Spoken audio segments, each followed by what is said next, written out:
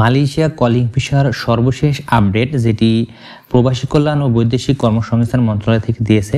তো হ্যালো বন্ধুরা, আপনারা সবাই জানেন যে মালয়েশিয়ার কলিং ভিসার যে 10টি নিয়ম আইন কানুন বেঁধে দিয়েছিল মালয়েশিয়ার সরকার, সেটারই পরিপ্রেক্ষিতে 271টি এজেন্সির সাথে সাক্ষাৎ করার কথা ছিল আজকে, এবং সেই সাক্ষাতের পরে আসলে তাদের সর্বশেষ আপডেট কি জানিয়েছে সেটা বলবো।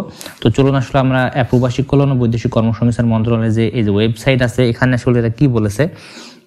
তো এখানে যে পরিপত্রটি জারি করেছে এটা হচ্ছে 10 তারিখ, আগামী গত 10 তারিখে। সেখানে বলা হয়েছে যে মালয়েশিয়া কর্মী প্রেরণে আগ্রহী এজেন্সি সমূহের সাক্ষাৎকার 12 থেকে 11, 12, 13 এই সময়ের মধ্যে। তো সেখানে যে বিষয়টি নিয়ে তাদেরকে ডেকেছে সেটা হচ্ছে যে মালয়েশিয়ার বেঁধে দেওয়া যে 10টি নিয়ম কানুন, সেইগুলো তাদের মধ্যে আসলে আছে কিনা সেই বিষয়টি। তো এখানে যদি এই 10টি নিয়মের বাইরে, মানে 10টি নিয়ম যদি তাদের মধ্যে না থাকে, তাহলে তারা মালয়েশিয়া কর্মী প্রেরণ করতে পারবে না। তো সেই আপডেটটা আসলে যেটা দিয়েছে সেটা একটু দেখে নেই।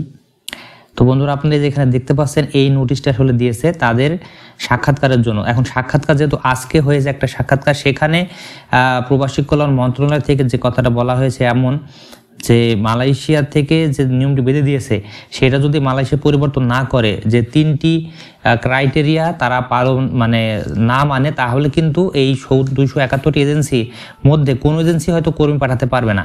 তবে যদি মালয়েশিয়া সরকার তাদের 3টি শর্ত মেনে নেয়, তাহলে হয়তো 70 থেকে 80টা এজেন্সির মতো মালয়েশিয়াতে কর্মী প্রেরণ করতে পারে।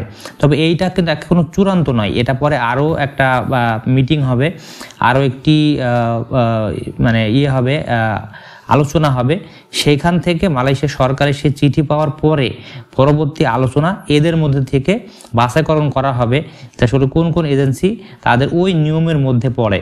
তো সেই পর্যন্ত আমাদের অপেক্ষা করতে হবে, এবং আরও কয়েকটি আলোচনা এবং সাক্ষাৎকার কিন্তু হবে, সেটা মালয়েশিয়া থেকে ফিরে আসে সেই 3টি কারণ উল্লেখ হওয়ার পরে।